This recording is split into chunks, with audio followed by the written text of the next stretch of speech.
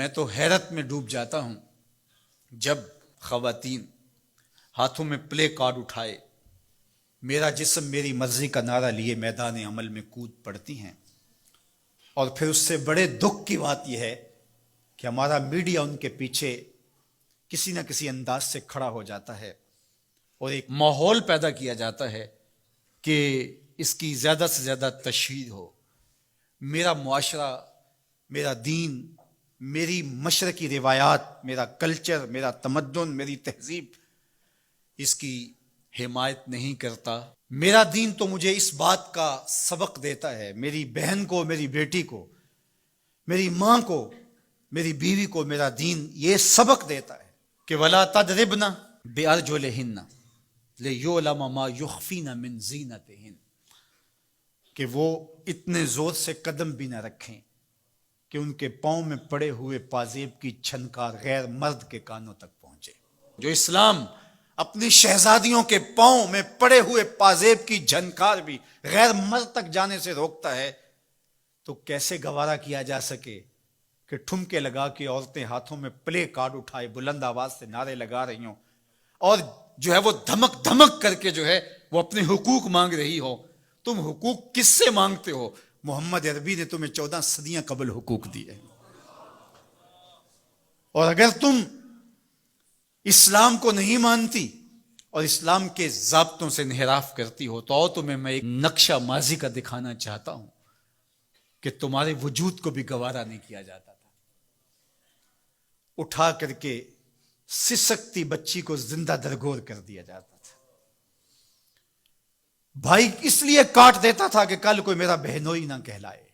عکاس کے میلے میں بیٹوں کے ہاتھوں مائیں فروخت نہیں ہوئی؟ تذلیل کا اور کیا روپ تھا جو عورت نے نہیں دیکھا تھا؟ یہ تو اسلام کا فیض ہے کہ اسلام نے ماں کا روپ دیا، اسلام نے عورت کو بہن کا روپ دیا، عزتوں کی مسند پہ بٹھایا۔ بیٹیاں زندہ درگور ہو رہی تھی، میرے حضور نے کہا میری فاطمہ میرے جگر کا ٹکڑا ہے۔ اس کو بتایا کہ تو تکریم کی جگہ پہ ہے، تو عزت کے مقام پہ ہے، اور حضور علیہ السلام سے سیدہ ملنے آتی، حضور اٹھ کے استقبال کرتے۔ عورت کہتی ہے مجھے حق نہیں دیا گیا جتنے حق تجھے دیے گئے۔ مرد کو وراثت میں ایک حق دیا گیا، عورت کو 2 حق دیے گئے۔ وہ باپ کی وراثت میں بھی حق لیتی ہے، شوہر کی وراثت میں بھی حق لیتی ہے، اس کو 2 حق دیے گئے۔ تو یہ تو عزت اسلام کی دی ہوئی ہے، یہ تو وقار اسلام کا دیا ہوا ہے۔ اسلام نے تجھے تکریم کی مسند پہ بٹھایا ہے، اسلام تمہیں عزت کے مقام پہ بٹھایا ہے، تو آوارہ ہو گئی، تو ہاتھ میں پلے کارڈ اٹھائے بازاروں میں گھومنے لگی، آوارگی کو اپنا حق سمجھنے لگی۔ یہ تو نقص تھا، یہ تو جاہلیت کے زمانے کی عورتوں کا مزاج تھا۔ تجھے تو یہ کہا گیا فَلَا تَخْضَعْنَ بِالْقَوْلِ فَيَطْمَعَ الَّذِي فِي قَلْبِهِ مَرَضٌ، کہا کہ جب دروازے پہ دستک ہو یا تو فون اٹھا لے، مجبوری ہو کسی غیر مرد سے تجھے بات کرنا، تو تجھے میرا دین کہتا ہے اپنی آواز میں لوچ نہ پیدا ہونے دینا، آواز کو تھوڑا سا کرخت کر دینا، دل کا کوئی روگی تیری آواز کی نرمی سے کوئی اور معنی نہ نکال لے۔ تو اتنی پاک اور پردے دار ہے کہ تیرے بارے میں خیال بھی پاک رہنے چاہیے۔ تجھے دیکھ کے مرد کو ادب سے نظریں جھکانے کا حکم دیا گیا ہے۔ نگاہیں نیچی کر لو، محمد کی شہزادی آ رہی ہے۔ نگاہیں نیچی کر لو، فاطمہ کی بیٹی آ رہی ہے۔ نگاہیں نیچی کر لو، عائشہ کی بیٹی آ رہی ہے۔ تو عزت کے مقام پہ بٹھائی گئی، تو کس نے تجھے آوارہ کر دیا؟ کس نے تجھے بدچلن کر دیا؟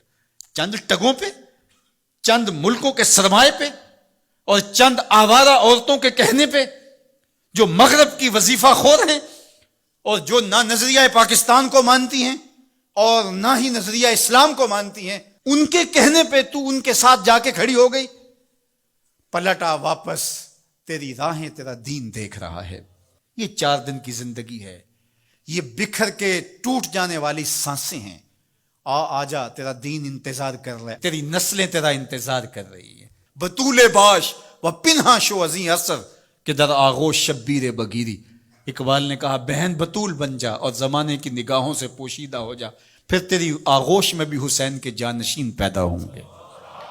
تو مغرب کی ٹینو نہیں ہے، تو محمد کی بیٹی ہے، اور تیرا پردہ تیرے لیے بوجھ نہیں ہے، تیرے پردے کی ایک ایک سلوٹ تیری آبرو کا پیرا ہے۔ تیرا برقع تیری عظمتوں کا نشان ہے۔ جب تو برقعے میں سمٹ کر، جب تو شرعی پردے کے ساتھ ڈھیلا لباس پہن کے گھر سے کسی کام سے مجبوراً نکلتی ہے تو فرشتے بھی ادب سے سر جھکا لیتے ہیں.